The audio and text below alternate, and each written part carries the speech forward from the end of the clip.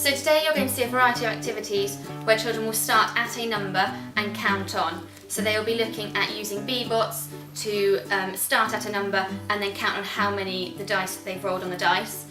We'll be looking for them to use the number lines to help them. The number lines are displayed around the classroom to help them with their independence with their number.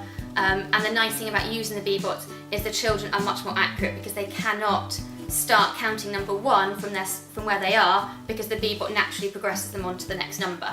Today we are going to play an activity using our BBOT and our BBOT mats. We're going to take it in turns to roll our dice and then the number that it lands on you're going to count how many spots and then you're going to move on your BBOT that many numbers. So to begin with, where should we start with our BBOTs? I hope the children will learn the element of accurate counting, starting on that number and moving on to one more. That's where my role will come in to scaffold that and support their learning to ensure they are doing that accurate counting. I'm hoping that they will be able to learn working in a team game to complete it and also thinking about their number and thinking about that number recognition. Who is further along our number line at the moment? Fantastic! So the BBOT activity lends itself really nicely to the misconception that children will start on that number and use that number as number 1 when they are counting on. So by using the BBOT, by pressing 1 forward, the children physically have to move forward regardless. They cannot start at that number and use that number as 1 because the BBOT will progress forward once they put in 1. So that's a nice starting activity to progress the children on because we can address that misconception from the beginning.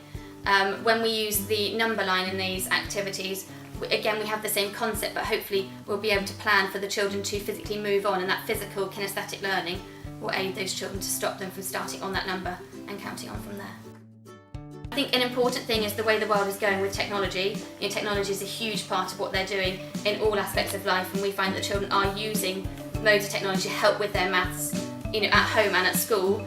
So that's a really key point of our BBOTs. And the other element is it's a practical way for them to work through the activity. They can physically see the BBOT moving forward. They have to program in how many steps they are doing from the dice, and then they can see that it physically happening. You'll also see children working together to play a game where they are physically moving from number to number. The idea of using that side is in reception, getting them involved is so important, that kinesthetic learning of them standing on number and moving on. So today we're going to play a game where we're going to start on a number and we're going to count on, and we're going to try and get to 10. So we're going to work together. 100. We're going to roll the dice and then we're going to jump on that. So let's start by rolling the dice. What number did we get? For those children who grasp the concept in the activity, we can move on to larger numbers. We can take it into a smaller setting, so we can use a number line where we're going up to bigger numbers. We can use a 100 square where they're looking at bigger numbers. We can also get them to be much more independent in their learning. Can they use different concepts of adding on? We have dice with dots on, for the children to find it harder, and then dice with numbers on to progress on, and we can use dice with numbers up to 12 to encourage those learners to progress further. And the final activity you'll see is children using a number line on a smaller scale to move along a number. So we'll be looking for them to use accurate counting, to start on their number and to jump on 1 each time, and we'll also look for them to be doing some problem solving. So today we are going to play a game where we're going to work together to try and get to 20. We're going to roll our dice and we're going to count on that many numbers. So what number do we need to start on? 0. 0. Why are we going to start on 0? Because it's at the start. It is at our start. So can I ask you all to put your counters on 0? Fantastic. Let's start then. If you want to roll the dice then, boys, let's see what number you land on and then count on for me. So we use displays in the school to encourage and help the children with their learning.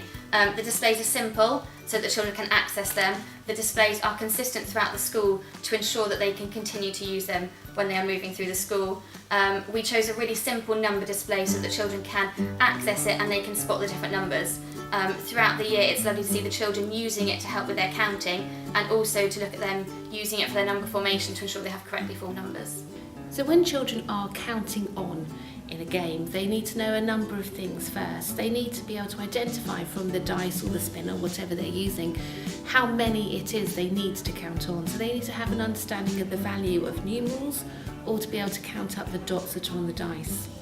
And then once they have that, they then need to be able to translate that into the actual process of counting on. So you saw today people using B-bots or spinners or jumping, so that each count, each number name that they say, correlates to a number on the number track or whatever they're using. So they're connecting between the number that's counted on and the physicality of moving. Another thing is understanding that the final number that you say is the total of that count, so stopping at the correct number for the count. Children also get a sort of sense of the value of numbers as well. So when they would throw a 10, understand that that's going to get them further down the line than a 5 would. So it's a basic understanding there of the comparative rate nature of numbers. So it's really easy for practitioners to involve children in practicing the skills of counting on in the everyday classroom environment. Games such as counting stepping stones or throwing hoops onto the floor and counting each one, simple dice games and track games all lend themselves to children practicing the skill of rolling a number or finding a number and counting that many on. So while children are playing games which lend themselves to counting on, practitioners might like to engage children in conversation by using questions like, what number have you rolled? Or how many more do you need to move on? As children are playing the game, you might want to say things like, what number are you on now? And how many more might it take for you to get to the end or to get to a certain number? And as children progress even further, you might want to challenge them to think of their own games. If you leave empty trackboards out and say, how can we make a game where we have to get to the end? What numbers might you use? How might you find something to help you move, either a dice or a spinner? All these are all ways that you could involve children in counting on through their own play.